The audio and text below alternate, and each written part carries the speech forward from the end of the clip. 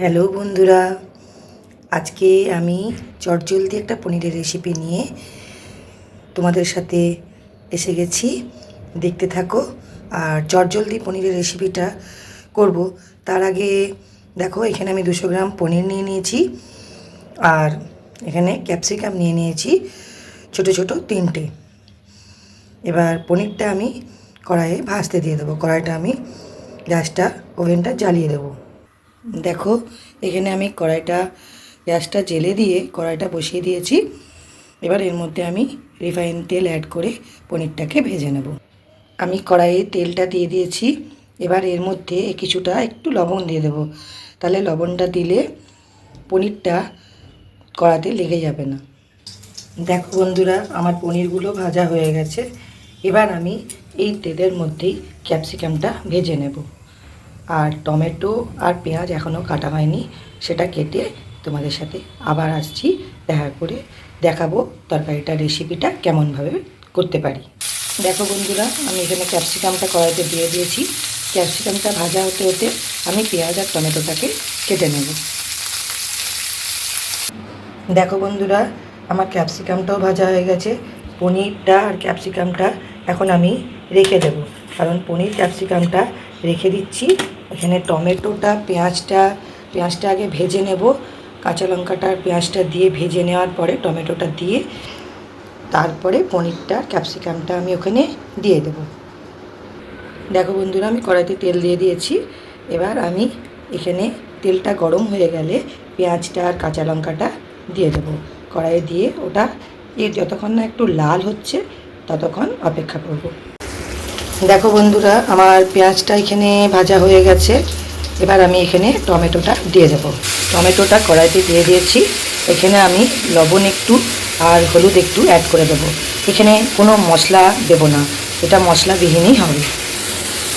এখানে আমি 1 চামচ মতন লবণ দিয়ে দিচ্ছি। আর দেখো, 1/2 চামচ মতন হলুদ দিয়ে দিয়েছি। হলুদটা বেশি দেব না। এখানে আমি লবণটা হলুদটা টমেটো আর পেঁয়াজের সাথে ভালো করে মিশিয়ে নিয়েছি। এবার টমেটোটা গলা পর্যন্ত একটু অপেক্ষা করব।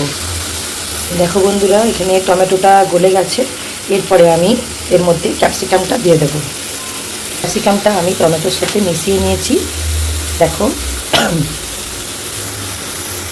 দেখো আমার টমেটো আর পেঁয়াজটা ভাজা হওয়ার পরে, পেঁয়াজ ভাজার পরে যে টমেটোটা মিশিয়েছিলাম তার মধ্যে ক্যাপসিকামটা মিশিয়ে দিতে দেখো একটা গ্রেভি ভাব চলে এসেছে।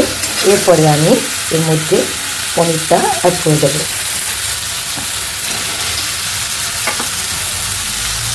এবার পনিরটা আমি মিশিয়ে নিলাম।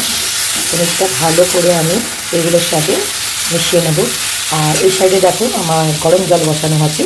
এই গরম জলটা আমি এর মধ্যে দেবো। এরপরে হালকা হালকা গ্রেভি রাখবো। দেখো বন্ধুরা, এখানে পনিরটাকে মিশিয়ে নিয়েছি সুন্দর করে। আর আমার এদিকে জলটাও গরম হয়ে গেছে। আর এখানে আমি 1 চামচ মতন চিনি দিয়ে দেবো, কারণ একটু মিষ্টি ভাব আসলে, দেখো আমি এই চামচে 1 চামচ চিনি দিয়েছি। চিনিটাকেও আমি ভালো করে একটু মিশিয়ে নেব। এরপরে আমি এই গরম জলটা, দেখো গরম জলটা আমার পুরো ফুটে গেছে, এটাকে আমি অ্যাড করে দিচ্ছি। এবার একটু ফুটে গেলে, সুন্দরভাবে মিশে গেলে আমি এটা বন্ধ করে রেখে দেবো। এর মধ্যে একটু অ্যারারুট মিশিয়ে দিলে কিংবা একটু কর্নফ্লাওয়ার মিশিয়ে দিলে এটা একটু গ্রেভিটা গাঢ় গাঢ় হয়ে থাকে। কিন্তু আমি এতে কিছুই দেবো না, নর্মালি এটা করব। দেখো বন্ধুরা, আমার তরকারিটা গ্রেভি হয়ে গেছে। দেখো কি সুন্দর মাখা মাখা টাইপসের হালকা গ্রেভি আছে, যাতে রুটি পরোটা যে কোনো জিনিসের সাথে খেতে ভালো লাগে। যেহেতু আমি রুটি খাই রাত্রে, তাই এটা আমি বানিয়ে রেখে দিলাম রাত্রের জন্য, কেননা আমাকে কাজ থেকে এসে অত রাত্রে আমি পারি না। দেখো, আর যদি আমার রেসিপিটা ভালো লাগে তাহলে আমার চ্যানেলটাকে প্লিজ সাবস্ক্রাইব করে দিও। প্লিজ প্লিজ প্লিজ সাবস্ক্রাইব করে দিও। আজকের মতন টাটা।